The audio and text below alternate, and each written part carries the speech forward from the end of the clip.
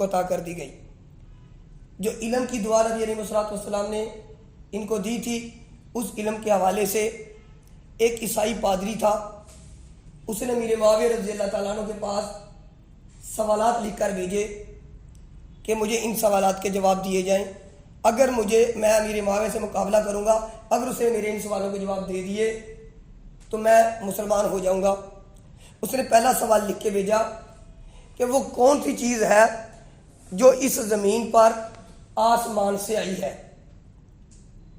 یہاں موجود ہے لیکن آسمان سے آئی ہے؟ تو حضرت امیر معاویہ رضی اللہ تعالیٰ نے ارشاد فرمایا وہ حجر اسود کا پتھر ہے جو آسمانوں سے آیا تھا۔ اس نے دوسرا سوال لکھا، ایسا پانی جو نہ زمین سے آیا ہے نہ آسمان سے آیا ہے اور کائنات کا سب سے افضل ترین پانی ہے، وہ کون سا پانی ہے؟ تو حضرت امیر معاویہ رضی اللہ تعالیٰ نے فرمایا غزوہ خندق کے موقع پر نبی علیہ الصلوۃ والسلام کی انگلیوں مبارک سے پانی جاری ہوا تھا، وہ دنیا کا سب سے افضل ترین پانی ہے، نہ زمین سے آیا تھا نہ آسمان سے آیا تھا۔ پھر انہوں نے تیسرا سوال لکھ کر بھیجا ہوا کہ ایسی 5 چیزیں بتائیں جن کا نہ ماں ہے نہ باپ ہے،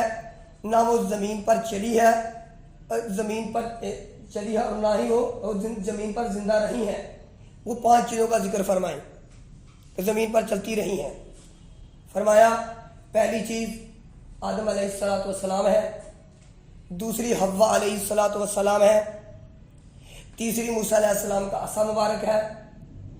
چوتھی صالح علیہ السلام کی اونٹنی ہے، اور 5ویں حضرت اسماعیل علیہ السلام کو جب ذبح کرنے لگے تو آسمانوں سے آنے والا دمبا ہے۔ مگر جی چوتھا سوال لکھ کر بھیجا، ایسی چیز بتاؤ جو زمین پر نہیں چلی، اس کا شوہر نہیں ہے، اولاد بھی نہیں ہے، وہ عورت بھی نہیں ہے، مادہ بھی نہیں ہے، لیکن قرآن کے اندر اس کو ماں کہا ہے۔ تو حضرت امیر معاویہ رضی اللہ تعالیٰ نے جواب دیا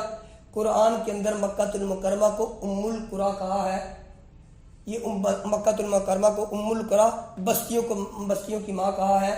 تو یہ وہ ہے جو نہ ہی کسی کی شوہر ہے، نہ اولاد ہے، نہ ہی کوئی اس کا یہ نہ مادہ ہے۔ 5واں سال انہوں نے کیا، ایسی چیز بتائیں جو چلتی پھرتی نہیں، مرد بھی نہیں، جن بھی نہیں، انسان بھی نہیں، جانور بھی نہیں،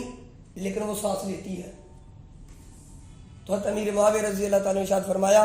وَالصُّبْحِ إِذَا تَنَفَّسَ، قرآن مجید کے اندر ذکر ہے کہ صبح سانس لیتی ہے، یہ چلتی پھرتی نہیں ہے، نہ یہ جن ہے، نہ یہ مرد ہے، نہ یہ عورت ہے، نہ یہ جانور ہے۔ تو عیسائی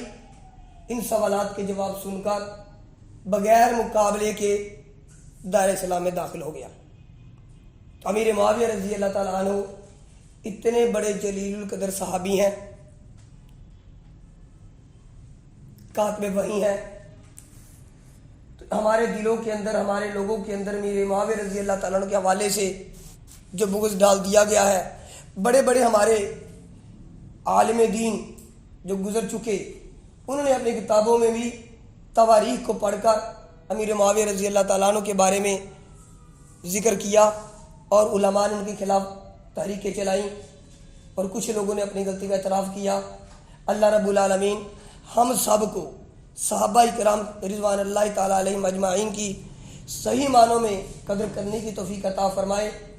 نور الحسن شاہ صاحب رحمہ اللہ فرمایا کرتے تھے کل قیامت والے دن اللہ کے سامنے جب کوئی معاملہ ہونا ہے،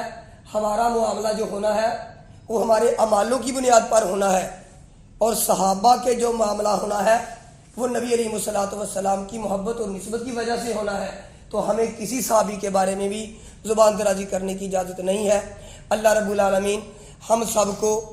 تمام صحابہ رضوان اللہ تعالیٰ علیہم اجمعین اور امیر معاویہ رضی اللہ تعالیٰ عنہ سے